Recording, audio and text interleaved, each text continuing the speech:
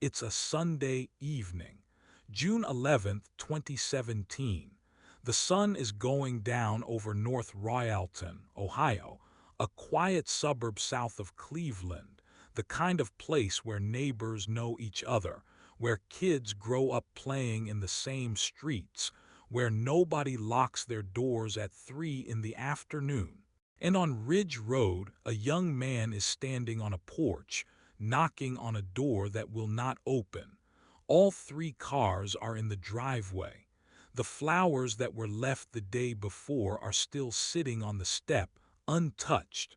The dog who always barks is completely silent. He knocks again. Nothing. So he does something he never imagined he would have to do. He picks the lock, pushes the door open, and walks inside. The bedroom door is closed. He opens it, and then he picks up his phone and calls his girlfriend's mother's boyfriend, Scott Plymell, and says 3 words that Scott will never forget for the rest of his life. There's a body in here. In the next 60 minutes, you are going to hear about a man who was trusted completely by a woman he had known since childhood, by a retired couple who left him the keys to their home, by an entire community that thought they knew exactly who he was. And before this video is over, you are going to ask yourself one question that I want you to sit with, because it matters, especially today, especially for people like you and me who have let people in, people we thought we knew. That question is this: what does a monster look like when he doesn't look like one at all? Scott Plymell called 911 at 8 p.m. that Sunday evening. You can hear it in his voice on the recording, the confusion, the disbelief, the desperate attempt to make sense of something that makes no sense. He tells the dispatcher his girlfriend's daughter's boyfriend is inside the house. He found a body. The bedroom door was closed. He went in. And now nobody is saying anything at all. The dispatcher's voice is calm, trained, steady. Scott Plymell's is not, because Scott had been to that same house just the day before on Saturday afternoon. He had dropped off flowers. He had stood on that same porch and knocked and waited, and he didn't hear the dog barking, and all the cars were there, and he thought maybe they're out back. Maybe they're busy. Maybe they just didn't hear me. He left the flowers on the trusted killer the step and drove home. He tried calling. Voicemail. He tried again. Voicemail. And now it was Sunday evening, and the flowers were still sitting there, and the cars were still there, and the dog was still silent, and there were 3 women inside that house who had been dead since Saturday. 3 women. A mother and her 2 daughters, found in a bedroom, laid side by side in the same bed, covered over like they had simply gone to sleep. But here is the detail that stopped every investigator in their tracks. That house had no signs of forced entry. No broken windows, no kicked-in doors, no scratches on the lock. Whoever did this was not someone who needed to break in. They were someone who was simply let in. Her name was Suzanne Taylor. She was 45 years old. She had grown up in Parma Heights, Ohio, earned her degree from Hiram College, built a career in real estate, and was raising her 2 daughters in North Royalton with everything she had. Her older daughter, Taylor Pifer, was 21, a junior at Kent State University, studying fashion design, a softball player, a young woman with a whole life sitting open in front of her. Her younger daughter, Kylie Pifer, was 18 years old, about to start her sophomore year at Bowling Green State University, studying biology, dreaming of becoming a forensic scientist. She would have turned 19 the following Sunday, June 18th. She never made it. These were not strangers. These were not random victims whose names scroll past on the evening news and are forgotten by morning. Suzanne Taylor was someone's girlfriend, someone's colleague, someone's childhood friend. Taylor and Kylie Pifer were someone's daughters, and they were killed by someone who had been in that house hundreds of times before. Now here is where this story takes a turn that will make your stomach drop, because this was not just a murder. This was the beginning of something that would unfold over the next 48 hours and leave 5 people dead across 2 counties. And investigators, when they finally connected the dots, said they had never seen anything quite like it. A man they described as charming, ordinary, helpful, had been moving through this community for years. And nobody, not one single person, had any idea what he was truly capable of. His name was George Brinkman, and by the time Ohio figured out who he was, he had already killed again. When North Royalton Detective Dave Loading arrived at that house on Ridge Road on the night of June 11th, the first thing he noted was what was not there, and that was any sign of a fight, any sign of a break-in, any sign that these 3 women had tried to run. The home was quiet, still, undisturbed in the way that only happens when someone feels completely safe with the person standing in front of them. Loading said it from the very beginning. Whoever did this was someone these women knew. And then the 911 recording was played back, and there it was, buried in Scott Plymel's voice, a detail so obvious and so devastating that it would crack the entire case wide open in less than 48 hours. He said all the cars were there on Saturday, and he said something else. He said her friend George's car was there too, her friend George, a unique van the neighbors told police that they had seen at that house countless times. A man who was described by everyone who knew him as helpful, harmless, and kind. A man named George Brinkman, who had been Suzanne Taylor's friend since they were children in elementary school together. The same George Brinkman who, at that very moment, was already gone. And here is what I need you to understand before we go any further, because this is not just a story about a killer.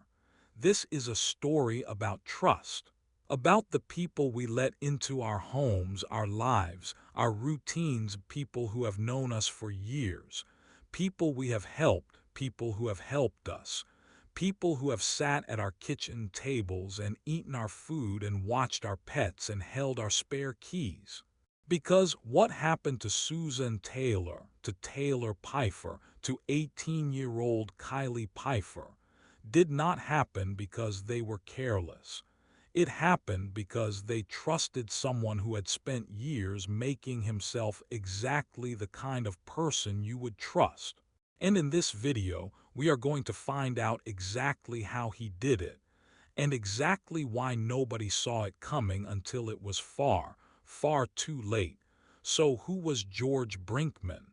That is the question that investigators, neighbors, and the families of 5 victims have been asking ever since that Sunday night in June 2017. And the answer, when it finally came, was not what anyone expected. Because George Brinkman was not a shadow. He was not a stranger lurking in the dark. He was someone you would have liked, someone you might have trusted yourself. And that, as we are about to find out, is exactly what made him so dangerous. Who was George Brinkman?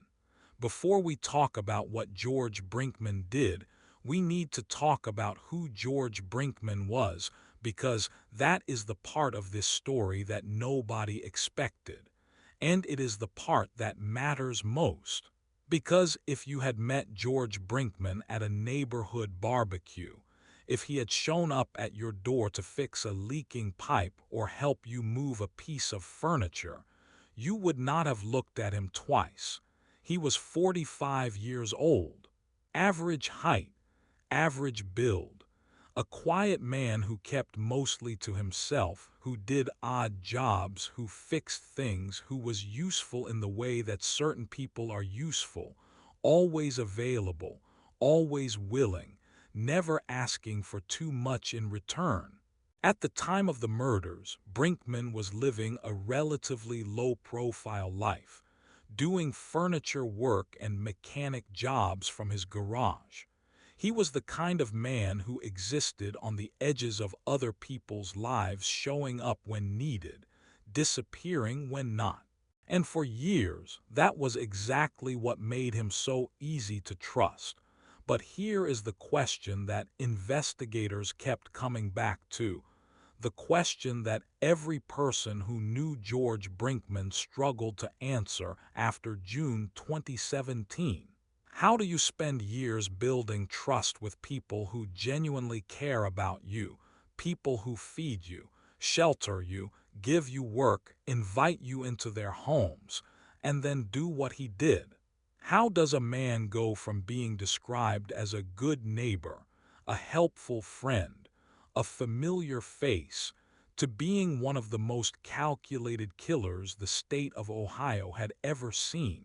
And the answer, when you look closely at the life of George Brinkman, was always there, hidden in plain sight, just like he was George Brinkman Jr., was born in 1972.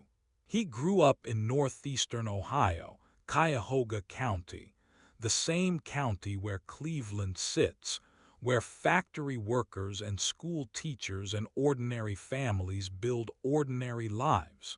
But Brinkman's life was not ordinary from the start. Reports show he was abused as a child and homeless as an adult. He never built a stable foundation, no career, no consistent home, no long-term plan. Instead, he drifted, from couch to couch, from odd job to odd job, from one person's generosity to the next. Brinkman faced housing instability, residing in a van or on friends' couches at times, primarily in Ohio's Cuyahoga and Stark counties. And yet, in all that drifting, in all that instability, he maintained something that very few people in his situation managed to hold on to. He maintained relationships, deep ones, long ones, the kind that take years to build and require a certain kind of person to sustain. That was George Brinkman's real skill, not furniture repair, not mechanic work, people. He was extraordinarily good with people. And that right there, that ability to make people feel seen, feel comfortable, feel safe, is the most dangerous thing about this case, because we often think of killers as loners, as outcasts, as people on the outside looking in. George Brinkman was not that. He was on the inside. He had been on the inside for decades. And nobody, not one single person who knew him, had any idea what was building underneath now. George Brinkman was not without a history. He had a record. And when investigators pulled it after June 2017, they found exactly what you might expect from a man who had spent years living on the margins.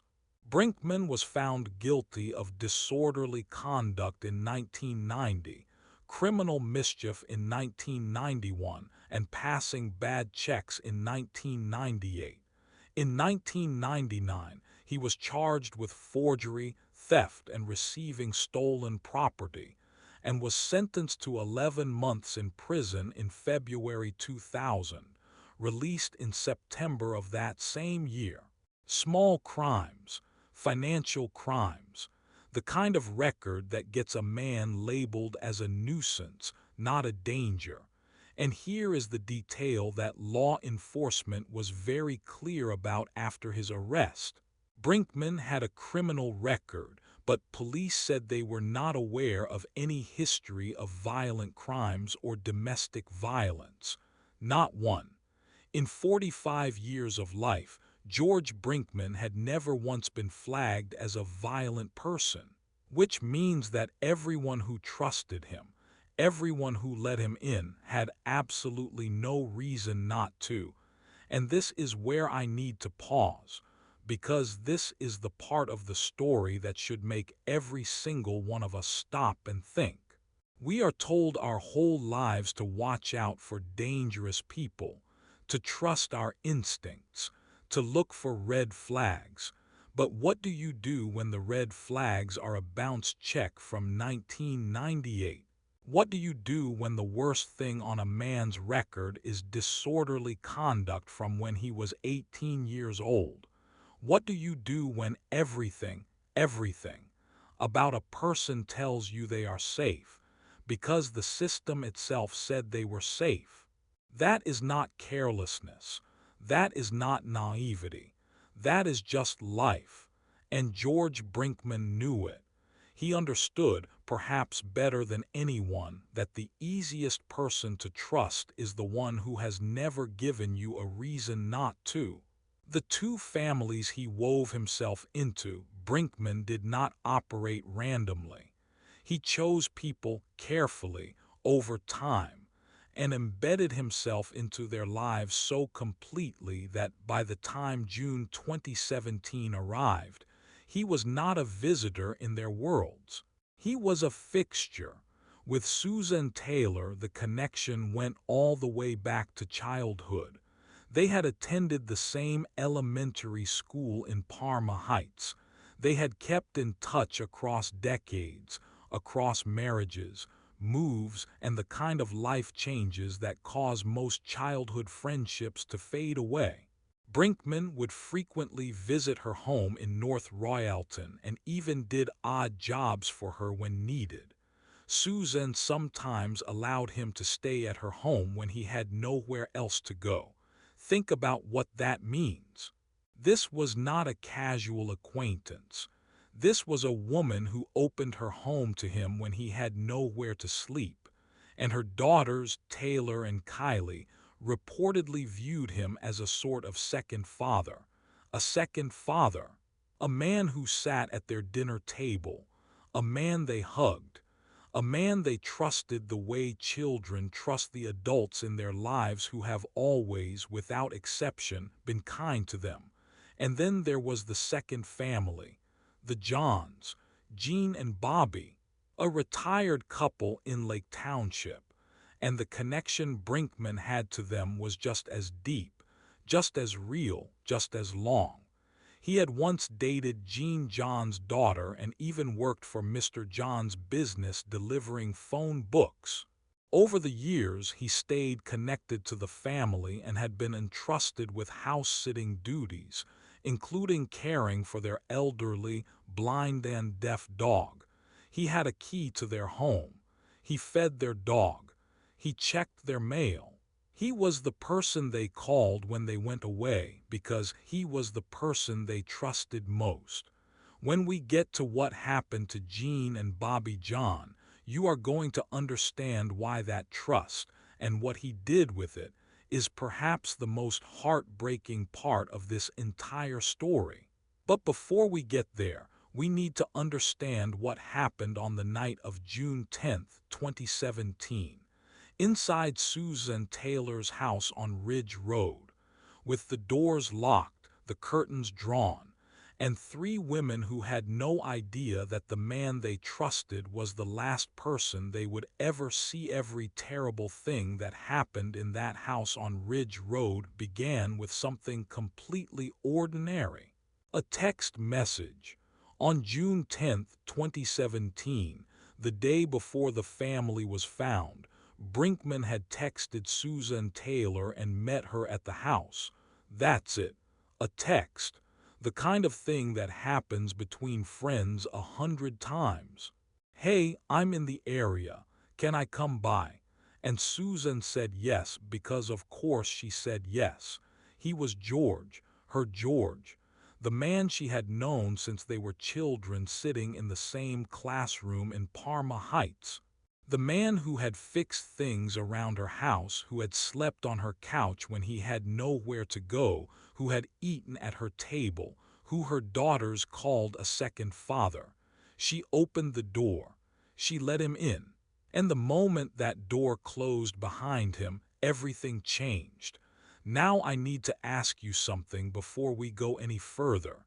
Think about the people in your life who have a key to your home, or who you would open the door for without thinking twice, without looking through the peephole, without asking who it is first. A neighbor, an old friend, someone who has been in and out of your life for years, someone you trust the way you trust breathing. Because that is exactly who George Brinkman was to Suzanne Taylor that night.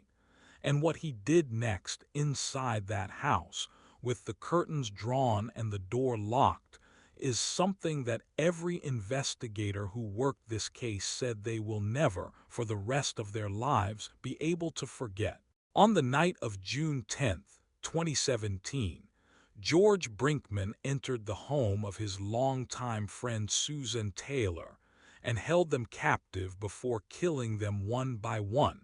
Investigators found that Brinkman bound the women at their wrists and ankles before committing the murders. Zip ties, duct tape, the kind of things you find in a garage, in a toolbox, in the back of a handyman's van. Brinkman had come prepared. This was not a moment of rage. This was not something that spiraled out of control in the heat of an argument. He brought the restraints with him. He had thought about this. He had planned it.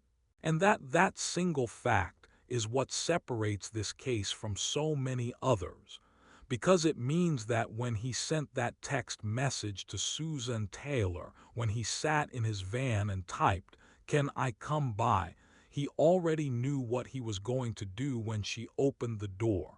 And then, before he killed Suzanne Taylor, he did something that investigators and the family of his victims have struggled to understand ever since. Before killing her, he reportedly cut off her long hair, something she cherished dearly. After committing the murders, investigators found clumps of Taylor's hair throughout the house, supporting the theory that she had been humiliated before she was killed. Why? That question has no clean answer. Some investigators believe it was about control, about stripping a person of something that made them feel like themselves.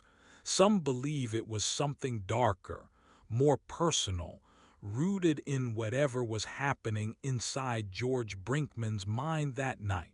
What we do know is this: her daughters were in that house. They saw what he did to their mother, and they could not stop it because they were bound, and they were waiting. Brinkman stabbed Suzanne Taylor in the head and cut her throat in front of her daughters, in front of Taylor, in front of Kylie, the two young women who had grown up calling this man a second father, who had hugged him, laughed with him, trusted him without question, were made to watch their mother die first. And then George Brinkman turned to them. Taylor Pifer, 21, died of asphyxia, smothered with a pillow. Kylie Pifer, 18, was strangled with a phone-charging cord. The coroner's report would later establish that Taylor Pifer's death took approximately 4 to 6 minutes, Brinkman pressing her face into a pillow until she stopped moving. Kylie Pifer struggled. Her strangulation with a power cord lasted at least 4 minutes amid a fight. 4 minutes, 6 minutes, an eternity. And Kylie, 18 years old, a girl who wanted to become a forensic scientist, who would have turned 19 the following Sunday, fought him. She did not go quietly. She fought with everything she had, and it was not enough. I want you to stop for just a moment, because I think it matters to say this out loud. These were not statistics. These were not case numbers in a police file. Suzanne Taylor was 45 years old and had built a whole life from scratch, a career, a home, a family. Taylor Pifer was 21 and had her whole future still ahead of her. Kylie Pifer was 18 years old and was going to be a forensic scientist. And now, instead of studying cases like this one, she became one. They deserved better. They deserved to grow old. They deserved every single day that was taken from them in that bedroom on Ridge Road. And the man who took those days from them when he was done did something so cold, so deliberate, that it stopped every officer who walked into that room. A responding police officer noted that the three slain women were cold to the touch, face down in bed, all lying right next to one another. Brinkman had laid the three bodies side by side in the bed and covered them with blankets, as though they were sleeping, as though he was tucking them in. That image, three women arranged in a bed, covered still, is the image that Detective Dave Loading carried out of that house with him, and that he described in court nearly 2 years later with the same quiet devastation he had felt on the night he first saw it. And then George Brinkman walked out of that house, got into his van and drove away, not toward a border, not toward an airport, not toward any kind of escape that made logical sense. He drove south, 45 miles south, to Lake Township, to a house he had a key to a couple who trusted him completely, to Jean and Bobby John, who had just come home from vacation and had absolutely no idea what the man they had trusted with their home, their dog, their keys had just done. And here is the question that stayed with investigators, that stayed with the prosecutors, that stays with everyone who has ever looked closely at this case. Why did he keep going? He had already done something unthinkable. He could have run. He could have disappeared. Ohio is bordered by 5 states. He could have been across a state line within 2 hours, but he didn't run. He drove to another house. He walked through another door. And the answer, when it finally came out in his confession, was something so simple, so frighteningly ordinary, that it tells you more about the mind of George Brinkman than anything else in this entire case. But that answer belongs to Module 5, because first we need to talk about Jean and Bobby John, about who they were, how they knew him, and how a retired couple who had done everything right, who had lived a good, full, honest life, ended up as the final 2 victims of a man they had welcomed into their family for over a decade, less than 24 hours after North Royalton, while 3 women lay covered in a bed on Ridge Road and nobody had found them yet. George Brinkman was already moving. He got in his van and drove south, not toward a highway out of Ohio, not toward a state line. He drove 45 miles south through the flat green countryside of northeastern Ohio, past Canton and Massillon and the kind of small towns where people still wave to each other from their front porches. He drove to Lake Township, Stark County, to a house on Mount Pleasant Street, NW, that he knew as well as his own, because in many ways it was the closest thing to a home he had ever had. He parked. He went inside. He had a key, and he waited. Now, before I tell you what happened when the Johns came home, I need you to understand who Jean and Bobby John were, because this is the part of the case that changes everything. Suzanne Taylor, and Kylie, they were connected to Brinkman through a childhood friendship, through years of knowing each other. Their story is devastating. But Jean and Bobby John, their story is something different. Because Jean and Bobby John were exactly the kind of people that George Brinkman had been feeding off his entire life. Generous people, trusting people, people who looked at a broken man and saw something worth helping. And he repaid them in the most unthinkable way imaginable. Rogel E. Jean John II was born in 1945. A graduate of East Canton High School and Bowling Green State University, and a Vietnam War veteran. Think about that for a moment.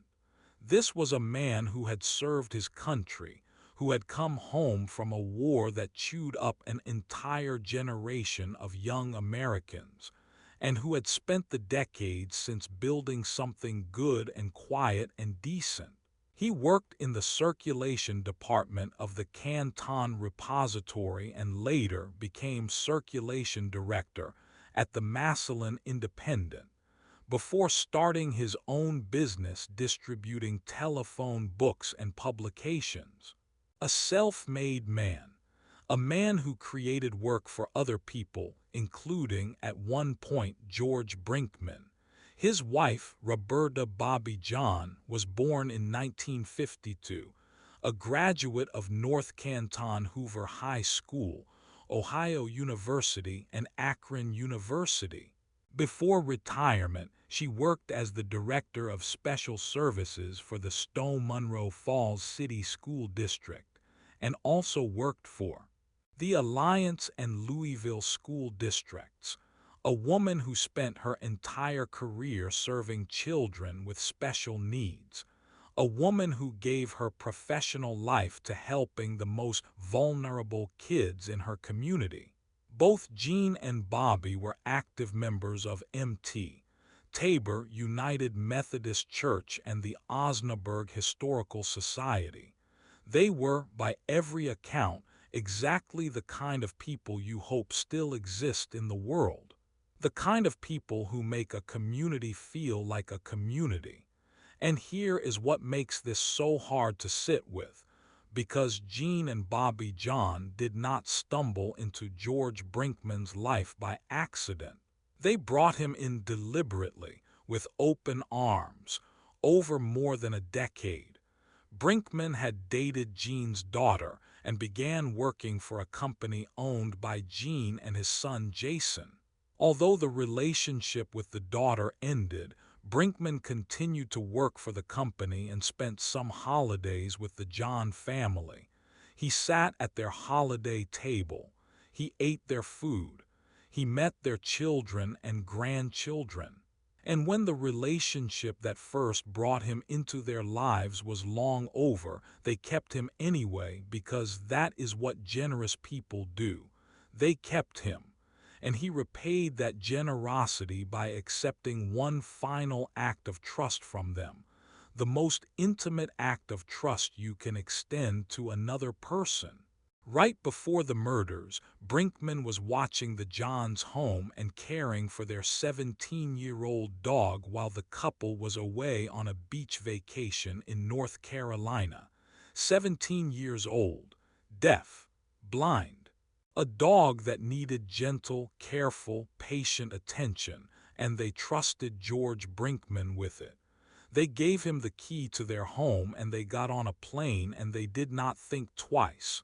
The day of the couple's return, Brinkman found a handgun Jean owned. He later told police he loaded the gun and was playing with it before the couple returned. Playing with it. Those are his words. A loaded .45 caliber handgun in a house that was not his, belonging to a man who had given him nothing but kindness, and he was walking the halls with it, pointing it at walls, feeling the weight of it in his hands. And then Jean and Bobby came home. When the couple arrived, Brinkman said he helped them carry their luggage into the house. He carried their bags. He smiled. He welcomed them back. And then Bobby noticed something was wrong with the dog, that it hadn't been cared for properly. She said something. She was not wrong to say something. It was her home, her dog, her right. and Gene noticed his gun was out of its box. He asked about it. He was not wrong to ask. Brinkman said he told the couple to shut up and directed them at gunpoint to an upstairs guest bedroom. Two elderly people, a 71-year-old veteran and his 64-year-old wife, were marched at gunpoint through their own home, in a house they owned, by a man they had trusted for over 10 years. And here is where I want you to really hear this, because Gene and Bobby John did something in that moment that I think speaks to exactly who they were. When Brinkman ordered them into the bedroom, the couple locked the door from the inside. They locked the door. A 71-year-old man and a 64-year-old woman, faced with a loaded gun, and a man who had lost his mind, tried to barricade themselves inside a room. They were not passive. They were not helpless. They fought for their lives with the only tool they had. They locked that door and they held each other and they did not give up. When they locked the door, Brinkman shot at the doorknob to break in. He shot through the door. And then he went in. He shot Jean several times and beat Bobby with the butt of the gun before shooting her and holding a pillow over her face.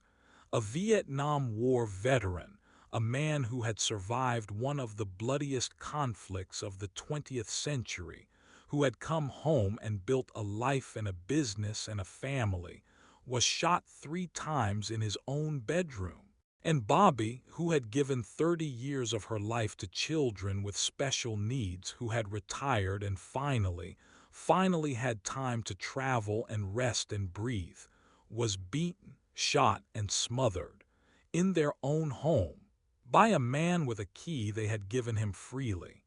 And in his confession, played in a courtroom 2 years later in full for 40 minutes, George Brinkman described it in his own voice. Bobby wouldn't shut up, she wouldn't. And Jean started to get up because I was hitting Bobby, and that's when I shot him 2 more times. That is what he said, not remorse, not confusion. Just a flat, matter-of-fact account of what happened, as though he was describing something he had watched rather than something he had done.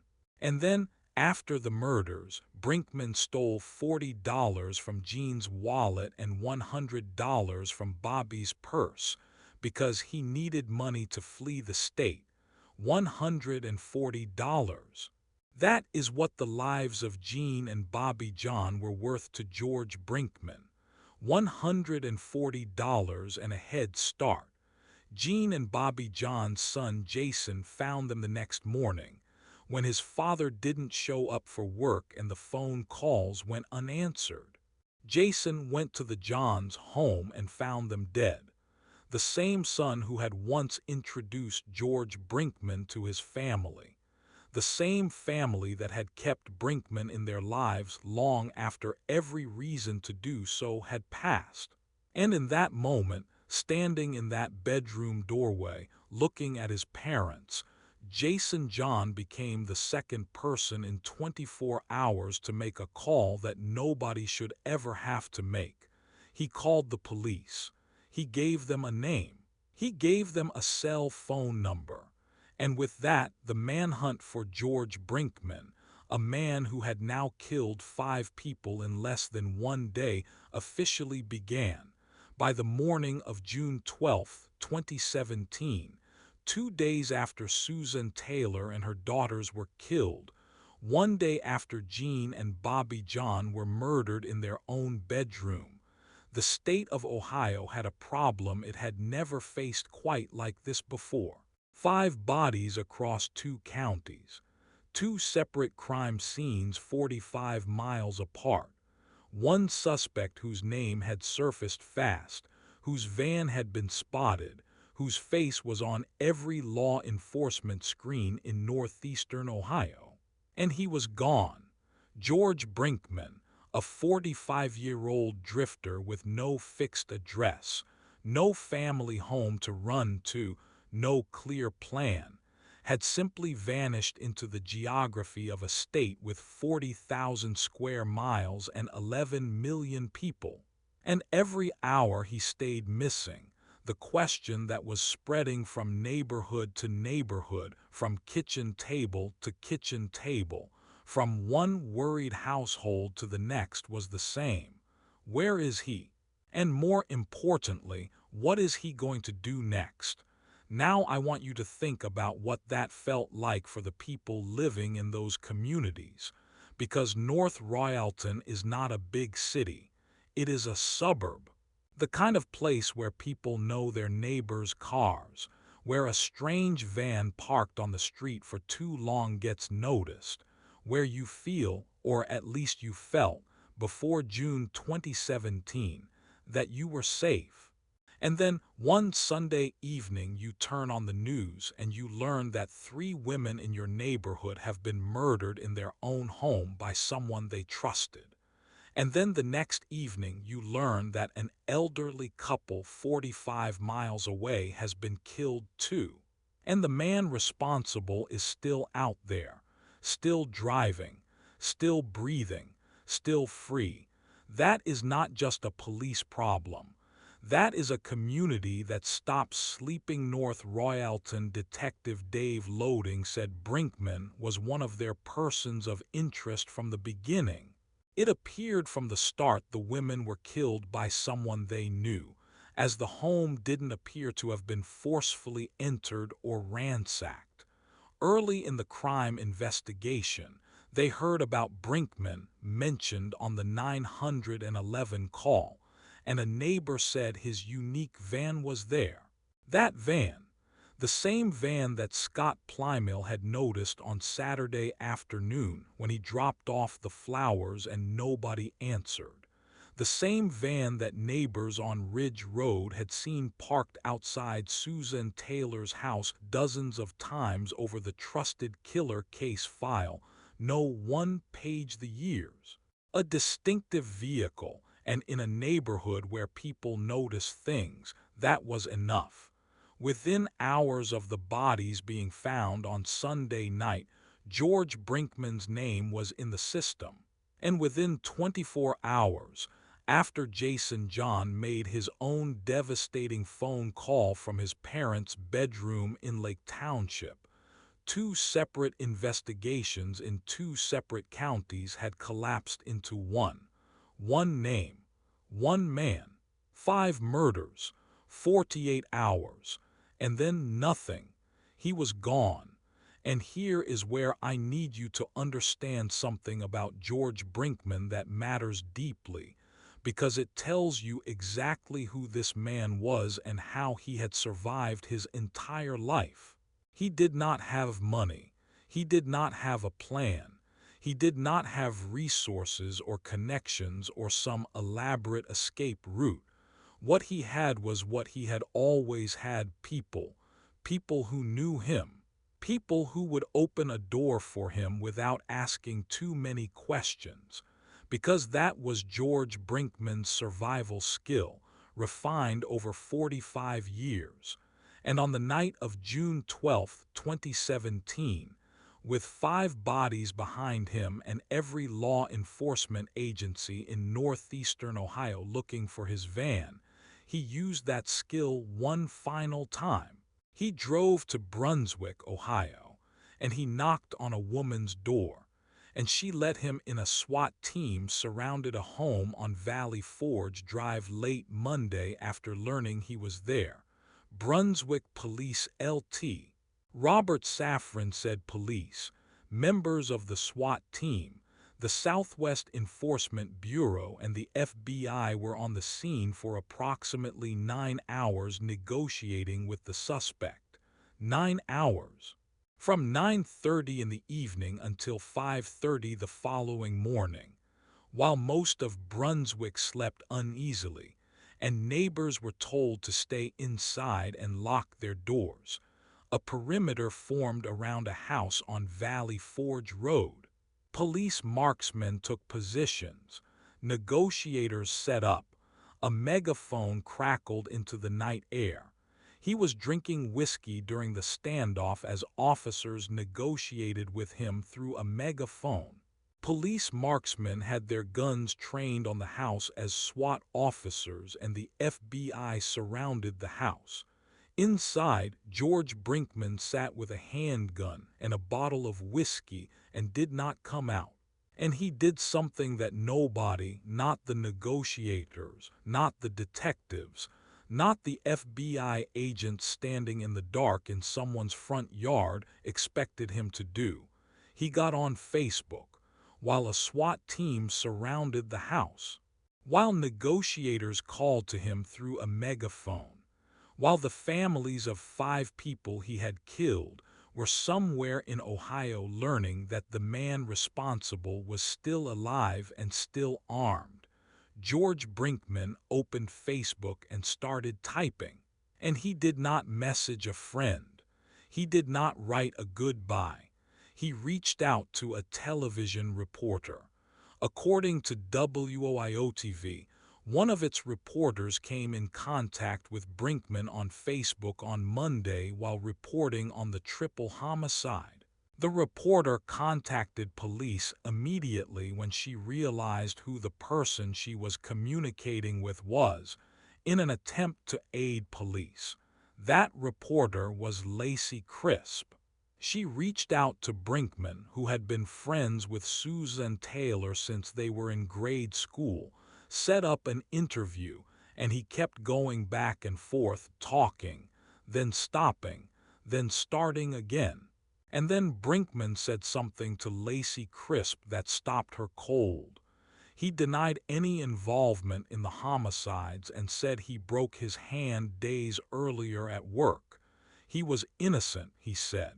He had nothing to do with any of it. He was just a man with a broken hand, hiding in a house, surrounded by police, drinking whiskey at 3 in the morning. And then, when Crisp passed his location to police to help them confirm he was inside, Brinkman later accused her of working with police and said she stabbed him in the back. She stabbed him in the back.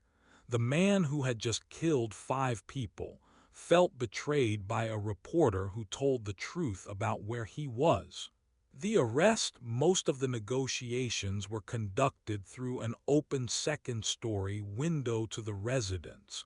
For 9 hours, that window was the only connection between George Brinkman and the outside world, voices calling up to him in the dark, asking him to come out, asking him to put the gun down, asking him to end this peacefully. He did not come out. He did not put the gun down. And then, just before 5:30 in the morning, as the sky over Brunswick began to go pale, police were eventually able to enter the residence through an unlocked front door. An unlocked front door. 9 hours of siege, negotiation, SWAT positioning, FBI coordination, and the door was unlocked the whole time. Officers moved through the house. They found Brinkman. He was armed. And in the next few seconds, police officers forced entry and were able to take Brinkman into custody by utilizing a stun gun. No shots were fired. He was the only person in the house at the time and did not say anything during the encounter. Shirtless, tasered, taken down on the floor of a house that was not his, in a suburb he had drifted into at the end of a 48-hour killing spree that had left 5 people dead across 2 counties. Brunswick Police LT. Robert Safran stepped outside into the early morning air and said simply, "That was some good work by our tactical officers." And when investigators searched George Brinkman the moment he was taken into custody, they found exactly what they needed. When taken into custody, Brinkman was in possession of evidence linking him to the murders of the Johns. Evidence on his person. He had carried it with him through the entire standoff, through 9 hours of negotiation, through a bottle of whiskey and a Facebook conversation and a SWAT perimeter and a taser, and he still had evidence linking him to Jean and Bobby John's murders on his body when they put him in cuffs. He was taken to an undisclosed hospital for evaluation. He was then transferred to the North Royalton jail on a $75 million bond, and within hours he did something that nobody expected either. He started talking, not just to a reporter on Facebook, to investigators, in an interrogation room, with everything on record. George Brinkman, the man who had just killed 5 people in 48 hours, decided to confess. And what he said in that room, in his own voice, in his own words, with no hesitation and no remorse, when George Brinkman was taken into custody in the early hours of June 13, 2017, shirtless, tasered, smelling of whiskey on the floor of a house in Brunswick. The first thing he did was exactly what you would expect from a man who had just killed 5 people. He lied. When first meeting with a sheriff deputy and North Royalton police officer, Brinkman denied any involvement in the murders. Complete denial. Calm, steady, practiced denial. The same calm he had used his whole life to make people trust him, to make people believe him, to make people see exactly what he wanted them to see. He sat across from investigators and he said, "Not me. I didn't do this. You have the wrong man." And for a few hours that was the story he was sticking to. But investigators had something that George Brinkman did not account for. They had his own words. They had a 911 recording with his name in it. They had a neighbor who had seen his van. They had evidence found on his body the moment he was arrested. And they had time, and patience, and a polygraph machine. Here is what I want you to understand about how confessions work, because most people imagine that a killer sits down in an interrogation room and the truth simply pours out of them. That is not how it happens. What actually happens is this. Investigators spend hours, sometimes days, building a wall of evidence around a person, brick by brick, until there is simply no room left to move. And that is exactly what happened with George Brinkman. In hours of videotaped interrogation, he first denied and then acknowledged killing the 3 women. Hours. It took hours of sitting in that room, watching the evidence stack up around him, before George Brinkman ran out of lies. And then he started talking. And what he said, in his own voice, on a tape that was played in open court for the world to hear, is something that the families of his victims will carry with them for the rest of their lives. The next day, he was interviewed by another deputy and an FBI agent and confessed to the crimes. The confession for the Johns murders was 40 minutes long. 40 minutes of George Brinkman sitting in a room, speaking in a flat, even voice, describing what he did to Jean and Bobby John with the kind of detail that only a person who was actually there could provide.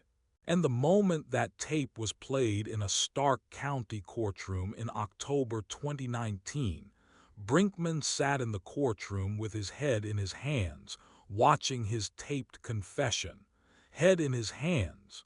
The man who had spent his entire life controlling how other people saw him, forced to sit and watch himself, unable to control anything at all. And what the courtroom heard on that tape was not what the defense had been suggesting for months. It was not the voice of a broken man acting out of desperation or mental illness or trauma. It was the voice of a man describing exactly what he did, in sequence, without confusion, without contradiction. I told Bobby and Jean to both go upstairs. I wanted them to sit on the bed. Calm, deliberate, present tense recollection, delivered like a man describing what he had for breakfast. And then he described the argument. Bobby yelling about the dog, Jean asking about the gun, and what happened next. And she just wouldn't shut up. Jean wouldn't shut up. And when we got to the bedroom, I went to shut the door and I heard Jean get up behind me, and I turned around and the gun went off and I hit him in the head. And I didn't know it was loaded. He didn't know it was loaded. That is what he said. The same man who, according to the Ohio Supreme Court's own findings, had noticed the M1911 handgun in an open box on Jean's desk, saw rounds nearby, put them into the clip, placed the clip into the gun, and then moved through the house pointing and pretending to shoot the gun as he went. He loaded it himself. He practiced with it. He walked the halls of Jean and Bobby John's home aiming it at walls. And then, when it mattered, when it counted, when a courtroom full of people was listening, he said he didn't know it was loaded. The prosecutor saw it clearly. This was a planned act, not a reaction to getting yelled at by Bobby, not a reaction to getting yelled at by Jean for getting his gun out, but a plan he thought of before they got home, a plan he carried out, and the physical evidence agreed. The bullet hole in the guest bedroom doorknob agreed. The fracture in Bobby John's skull agreed. But of everything that happened in that courtroom, of everything that was said by prosecutors and defense attorneys and forensic psychologists and judges, there is one moment that stands above all of it, and it belongs not to the legal system. It belongs to a father. Brian Pifer, the father of Taylor and Kylie, the man who lost both of his daughters in that bedroom on Ridge Road, stood up at sentencing and spoke. And what he said was not rage. It was not a breakdown. It was something quieter and more devastating than either of those things. He talked about the right of Taylor to finish her last year at Kent State University. The right of Taylor to graduate, to get a job in the fashion industry that she was so passionate about, to get her first apartment, her first car, her first house. Rights, not vengeance, not punishment, rights. The ordinary, invisible rights that most of us never think about because we have never had them taken from us. The right to graduate, the right to get a first apartment, the right to grow old.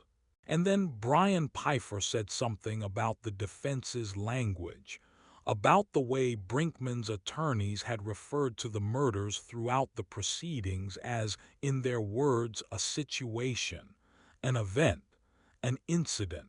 He said, "That is not accepting responsibility for what you have done.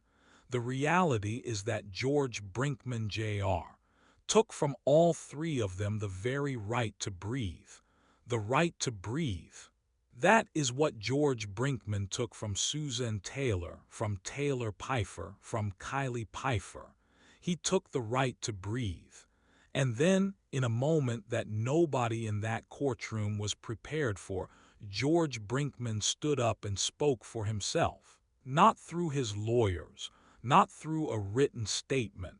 He stood up, and he said something that his own defense team had spent months arguing against.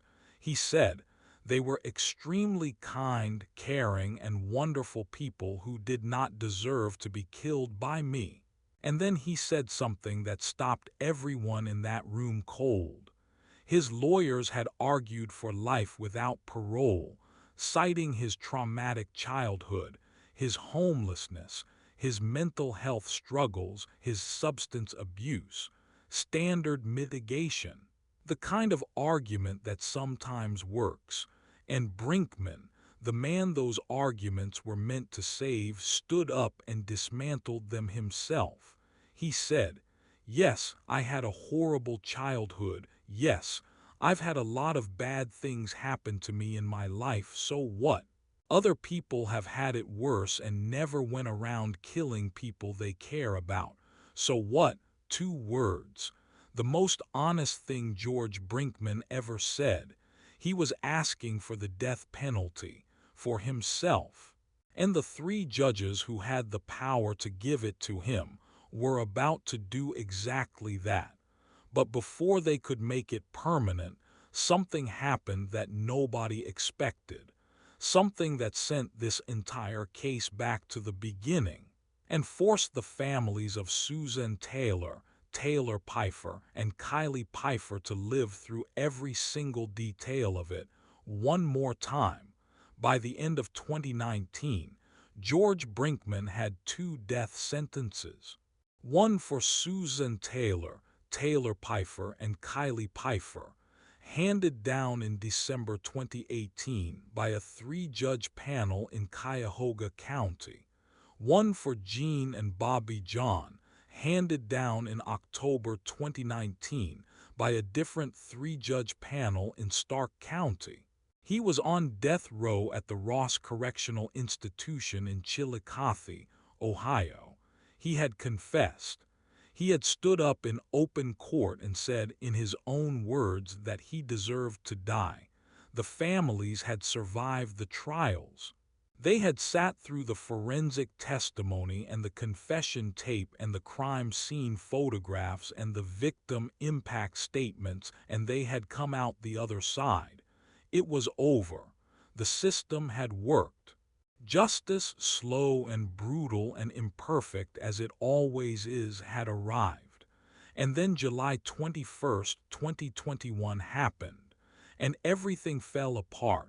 I want you to think about what I am about to tell you, because I think it is one of the most important things this case teaches us about the justice system we live inside of. George Brinkman killed 5 people. He confessed. He stood in court and asked for the death penalty himself. He was convicted. He was sentenced twice.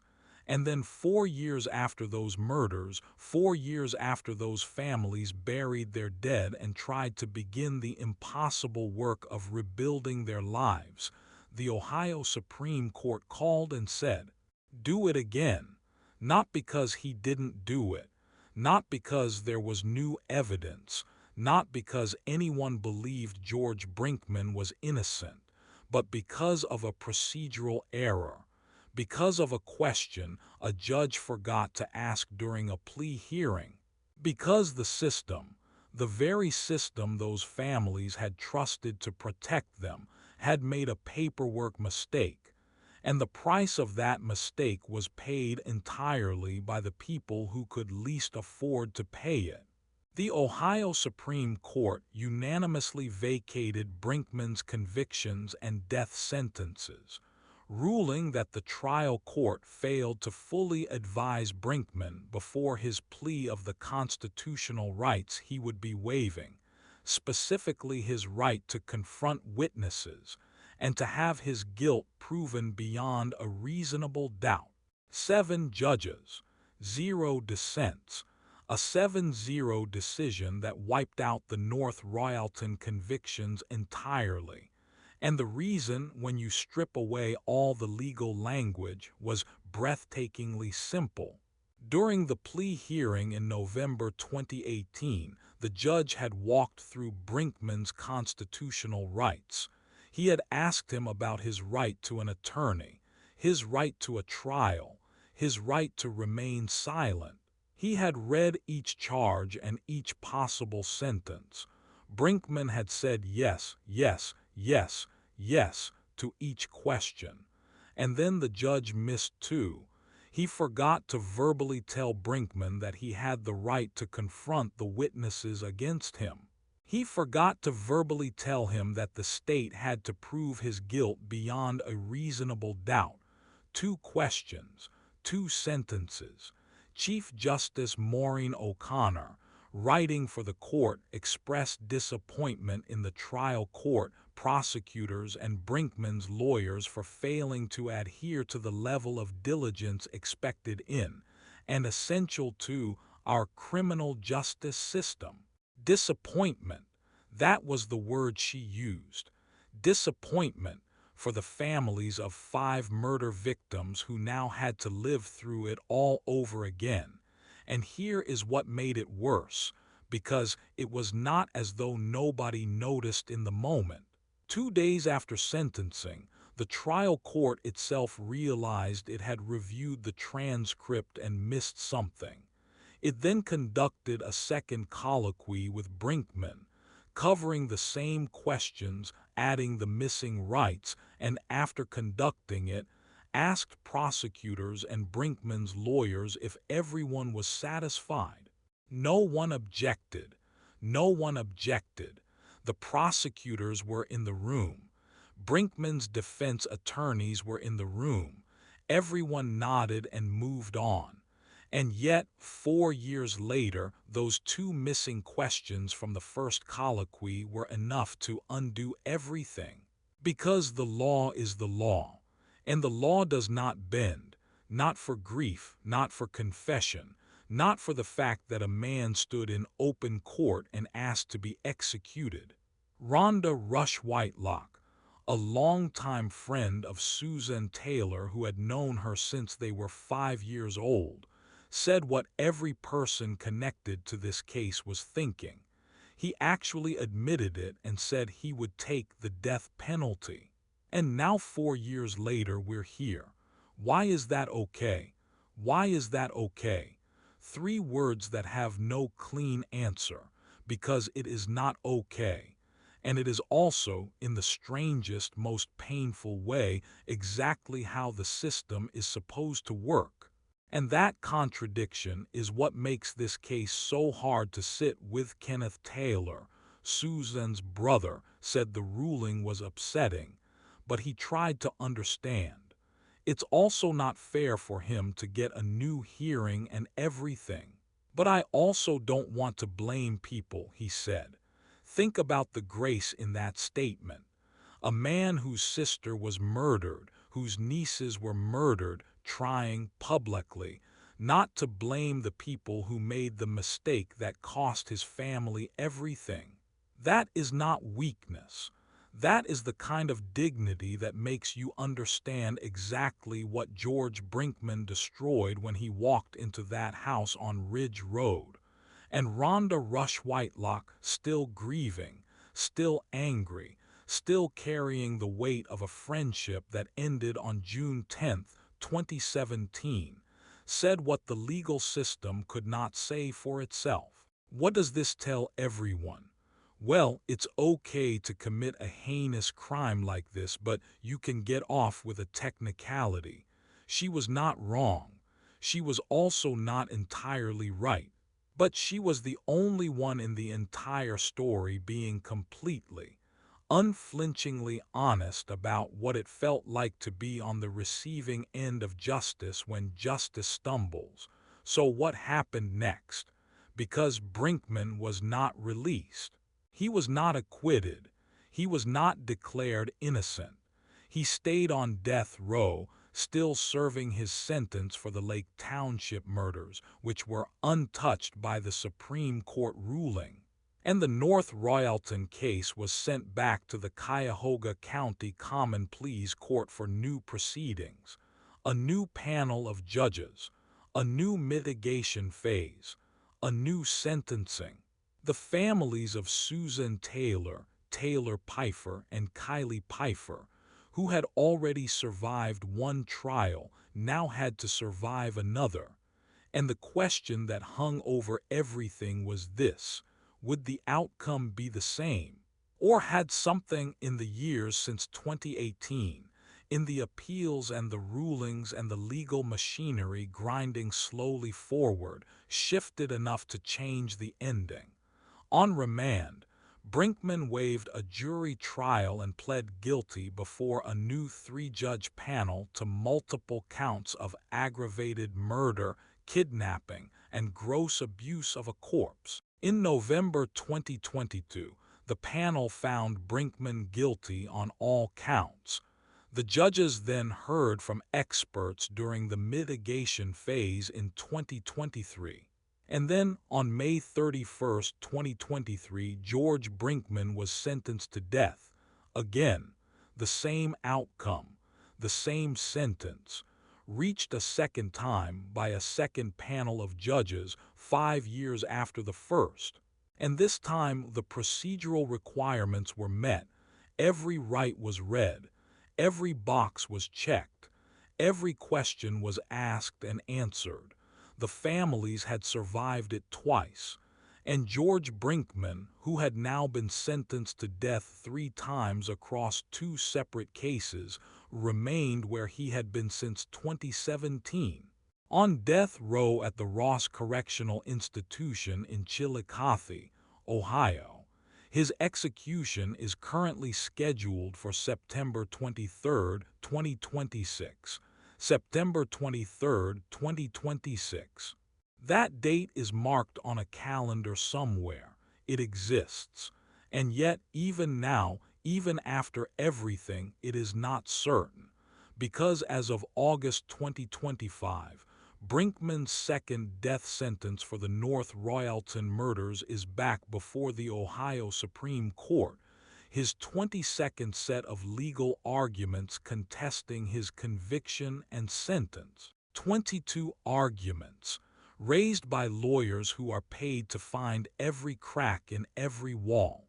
And one of those arguments, about whether the judges properly weighed aggravating and mitigating factors during sentencing, is serious enough that the Ohio Supreme Court agreed to hear oral arguments on it.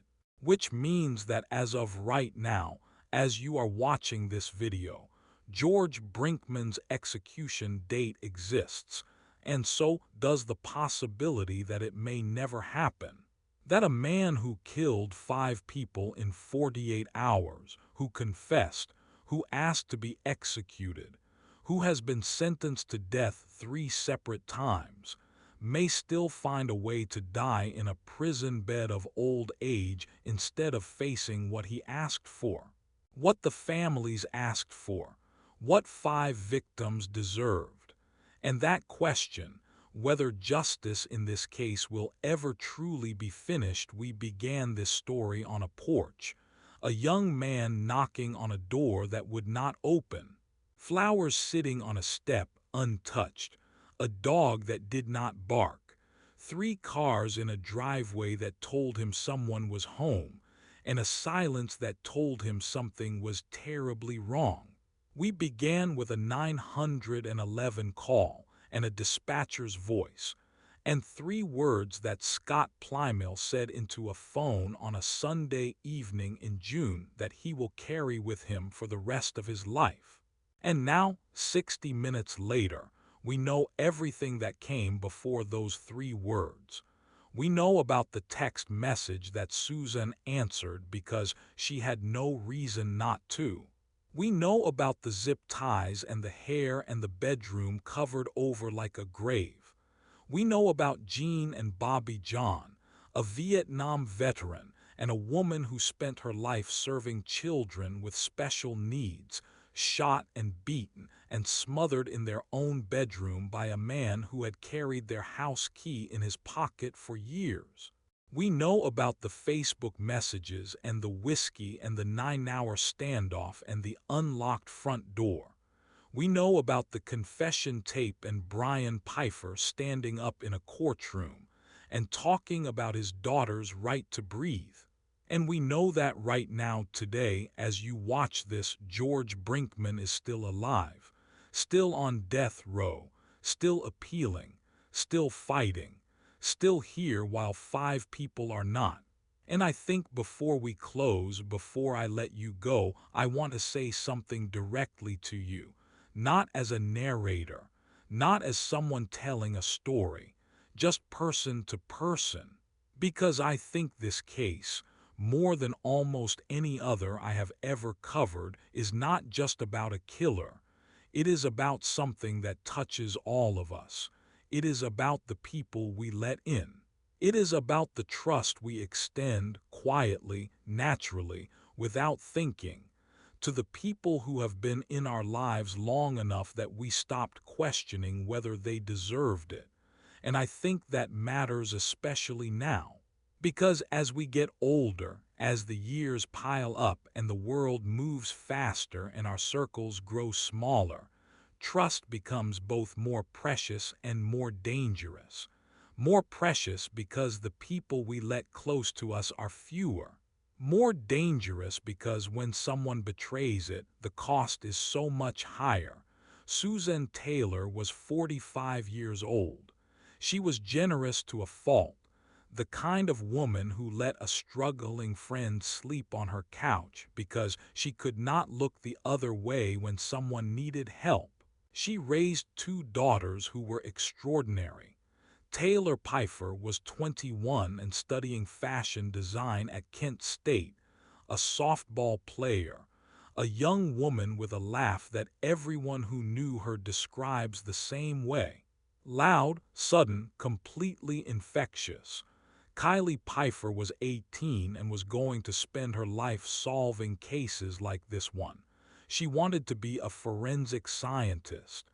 She fought George Brinkman with everything she had in that bedroom.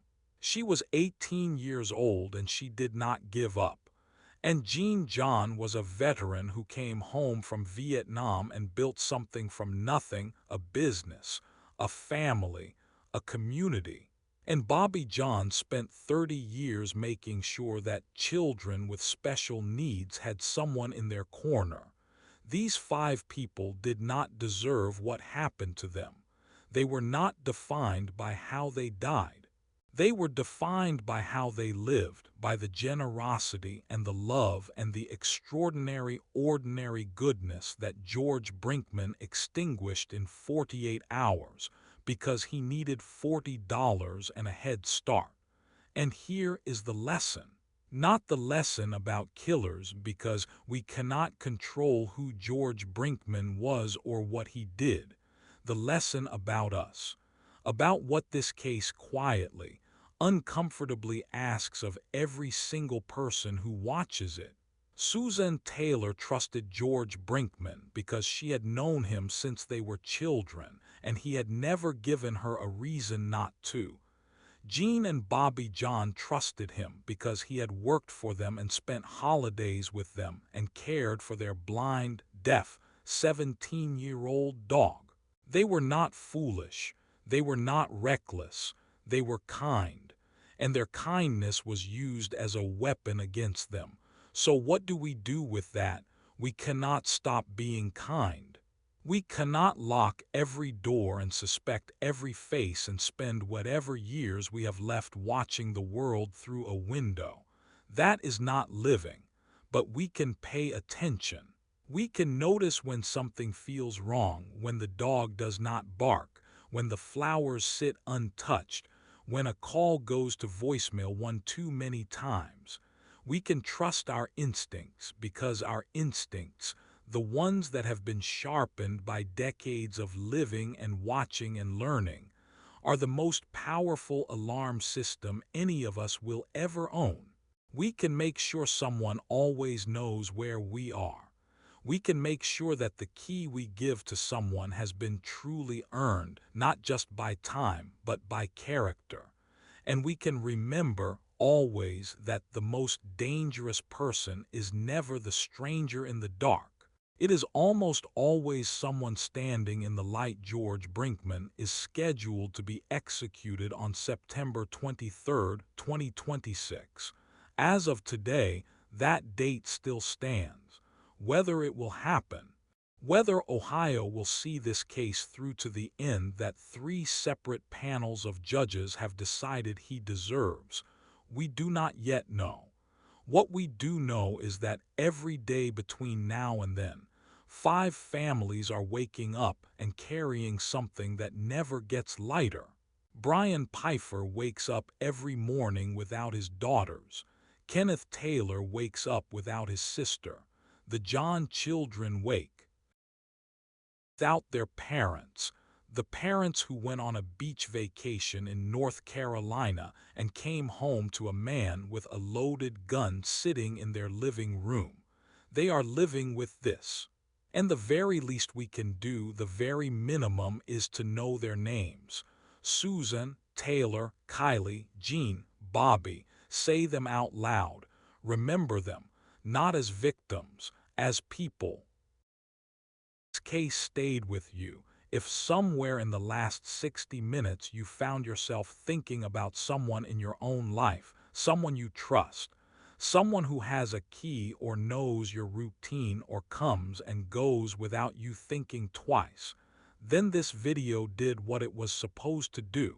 Not to frighten you, not to make you suspicious of everyone around you, but to remind you that awareness is not paranoia. Paying attention is not weakness. Asking questions is not rudeness. It is survival. It is the thing that Suzanne Taylor and Jean and Bobby John and so many victims of so-called trusted killers never got the chance to do because the warning came too late. You still have time. Use it. Now, if you made it all the way to the end of this video, I want you to do one thing before you close it. Hit that subscribe button, because next week, we are going back into a case that is even closer to home. A case where the killer was not a childhood friend or a handyman or someone from the edges of a community. The killer was someone who lived under the same roof, who shared the same table, who said goodnight every evening for years before the night everything changed. It is one of the most disturbing cases of elder betrayal ever documented in the United States, and I will see you there.